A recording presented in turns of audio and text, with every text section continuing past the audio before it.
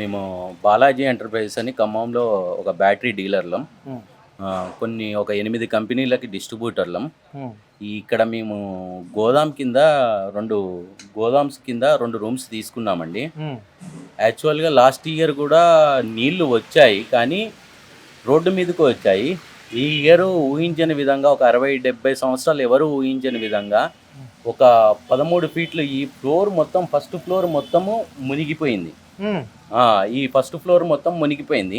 యాక్చువల్‌గా లోతట్టు ప్రాంతంలో ఉన్న స్థలాలకి గవర్నమెంట్ అధికారులు పర్మిషన్లు ఇచ్చి, బ్యాంకు వాళ్ళు లోన్లు ఇచ్చాకల్లా రూపాయి తక్కువ వస్తుందని మధ్యతరగతి మనిషి ఆశపడి కొనుక్కున్నారు.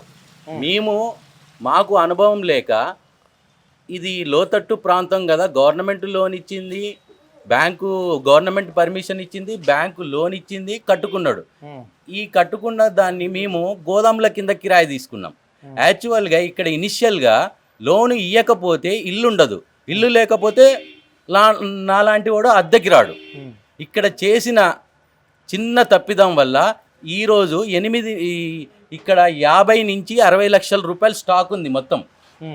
2 గోదాముల పేరు మీద ఒక 370 బ్యాటరీలు ఉన్నాయి క్వాంటిటీ, ఒక 150 ఇన్వర్టర్లు ఉన్నాయి. ఇవన్నీ జంబో ఇన్వర్టర్లు అండి. ఇవి అన్నీ కూడా తడిసి ఒక 8-9 గంటల వరకు నీళ్ళల్లో ఉండిపోయాయి. ఇటు బ్యాటరీలు ఉన్నాయి, ఈ వైపు మొత్తం బ్యాటరీలు, ఈ గోదాం మొత్తం బ్యాటరీలే. దగ్గర దీంట్లో ఒక 200 బ్యాటరీలు ఉన్నాయి. ఒక గోదాం ఖాళీ చేసాం ఇప్పుడే. అట్లీస్ట్ నీళ్లు కూడా సప్లై చేయలేదు. ఈ అరుగుల మీద నీళ్లు కొట్టుకొని క్లీన్ చేసుకోవడానికి 12,000 రూపాయలు పెట్టి ఒక జనరేటర్, ఒక మోటార్ తెచ్చుకొని మేము చేసుకున్నది. అడిగిన నాదుడు లేడు, చేసే వ్యవస్థ లేదు.